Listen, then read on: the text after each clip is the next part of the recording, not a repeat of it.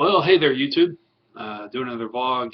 I've been working on some videos all morning, and I really, I haven't done a ramble vlog in a while, so that's what I figured I'd do. First and foremost, though, I did have an interview this morning. I was for an attendant position for a transportation company for special needs kids mainly. There's some adults in there too, but it's mainly kids with like behavioral handicaps, physical handicaps, different things like that.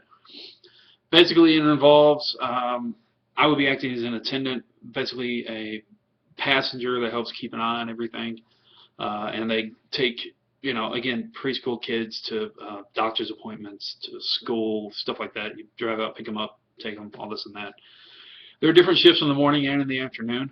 Um, the pay is a little less than what I'm used to, but it is a job. But I didn't get it right away. It was just an interview. I actually let them know that I do have a couple more possibilities that might be opening up. So what they've set up for me is for me to come in sometime early next week, do a ride-along, and see if it would definitely be something I would be interested in. And the position wouldn't be totally permanent until next month, after school breaks and everything, because business tends to drop. So anyway, it's something in the drop in the pool of possibility. So there you go. So anyway, what I wanted to ramble about is gaming. I'm always putting up gaming on my vlogs, on my videos. Obviously, I'm a big gamer. So, but I wanted to go over kind of a broader range of gaming. I'm always going over World of Warcraft, and that tends to be the biggest chunk on my channel. So I'll probably be rambling for the next 8-9 minutes, so if you want to switch to another video elsewhere, I suggest you do so. Otherwise, unless you're a big gamer like me, and like to hear other people's point of view about it. So the two biggest genres that I tend to stick to is fighting and RPGs. I've been a big RPG nerd since I was at least 8, and fighting since I was about 12. Fighting games, I always tend to stick to Street Fighter. Street Fighter has always been my biggest time sink when it comes to fighting games. Top favorite characters that I like would have to be Akuma and Cammy.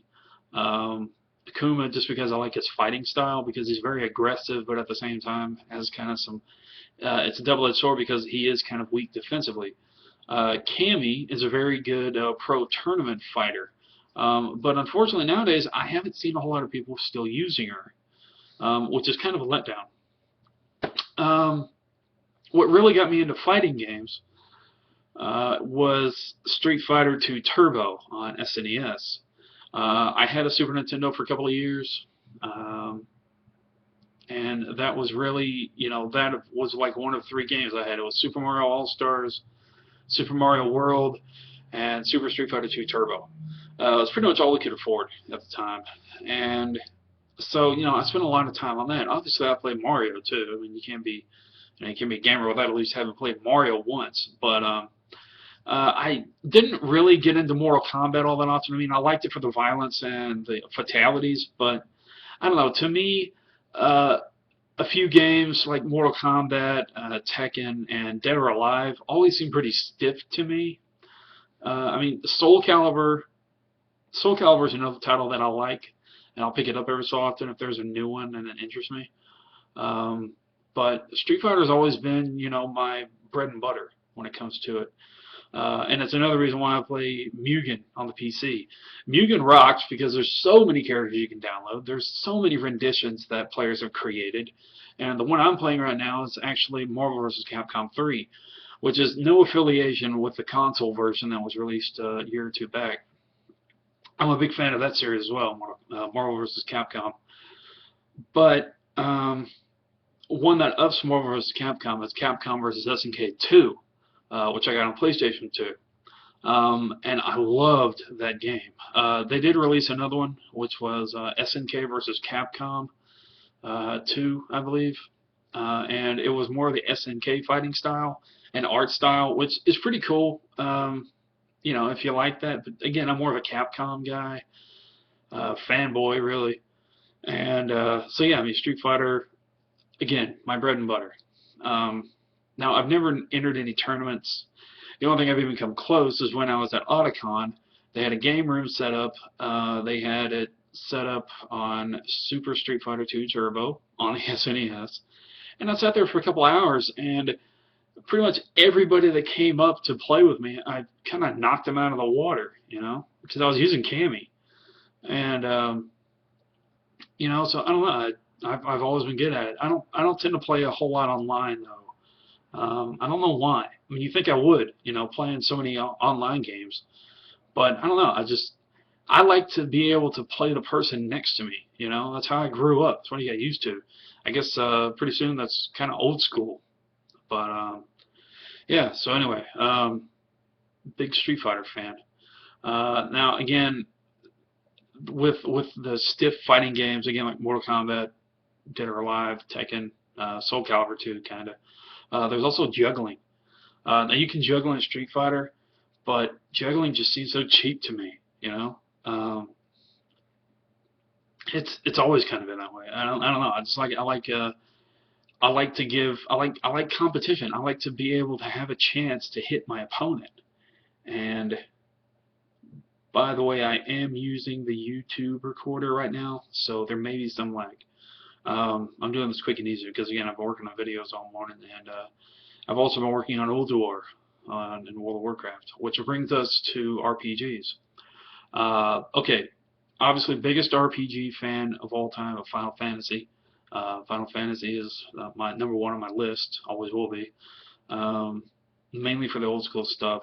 The only one that I haven't played lately is Final Fantasy 2. I played Final Fantasy 13. I had the whole Final Fantasy collection 1 through 12 on PlayStation at one time or another. But top one overall has to be Final Fantasy 8, mainly because of the story and the way the game looked. It was more modern for the most part. But I started playing Final Fantasy on Final Fantasy 7, and I went down like this. I had actually played it at a friend's house recently, but I only got to play it for like 30 minutes before I had to go home. So I was spending the weekend with my dad. We went over to a business friend of his, and he was telling me about this game that had recently, from what he told me, from what I remember, had took over $1 million to create, took so many years to really, and it was, just really seemed like a really fun game that he thought I might like. Well, I had no idea it was Final Fantasy 7. So, like I said, I had only really been able to see it being played for like 30 minutes, and my friend that I had watched playing it was like on disc 2. So I only got to see like some of the stories. So I thought it was kind of cool. But so anyway, we get to this guy's house. I sat down in front of the TV. This is when my gaming addiction started to really kick in. And I started spending more time inside in front of the TV with a controller in my hand, or in front of a computer with a mouse and keyboard in front of me, than I did outside. And that's how you know you're a true gamer, is when you spend more time in front of some kind of screen with something in your hand than you do outside. So, not exactly the healthiest lifestyle, but it helped keep me off the street, helped keep me off drugs, helped keep me getting involved with gang activity, yo.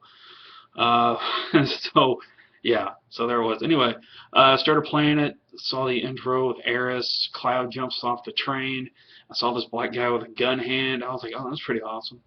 So I played it for about 3 or 4 solid hours where they were working on work, and again, that's when I was hooked. So that Christmas, I got my first PlayStation.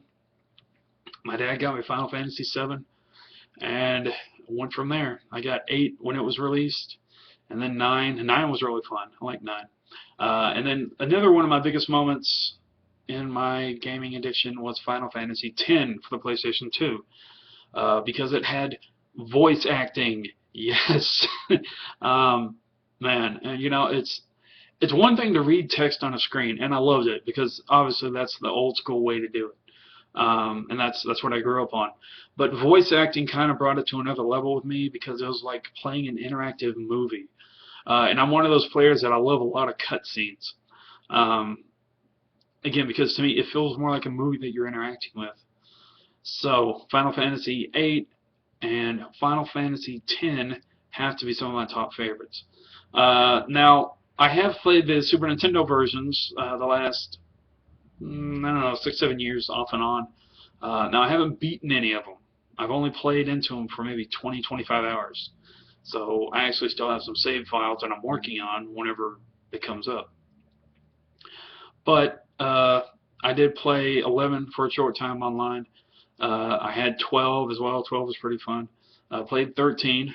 I made it almost to the very end, but then my Xbox 360 gave me the ring of death. Damn you, Microsoft. I'm a Sony guy. But I haven't played 13 too. I still have a copy of 13, and as well as Marvel vs. Capcom 3, the official game. But I don't have a PlayStation 3. Hopefully I'll be able to get one pretty soon when everything's equaled out and I get some more paychecks coming in. But so that's you know, kind of how it went with me in RPGs. Again, Final Fantasy was always my biggest. Now, for other RPGs, I'm a big fan of Xenosaga. Xenosaga was very cool. The music is awesome, just like Final Fantasy. A lot of cutscenes in Xenosaga. It was released on PlayStation 2. It had 3 installments. It had Xenosaga 1, 2, and 3, and then with a lower title in Latin, which is really cool. Xenosaga 3, I would have to say, would be the best, just because they did more with it. The graphics were better than the first 2, and the story was still really solid. So, yeah, Xenosaga. Xenogears was fun. I never got to finish it on regular PlayStation, but you know, it was really cool for what it was. Another one, there was another one I played on PlayStation 2 that I loved, but I can't remember. Oh, Valkyrie Profile, or Val, I don't know, I can't remember. It was really, really a really cool game. If anybody happens to remember, if you know what I'm talking about, it's Valkyrie or something. And I'm getting a text message.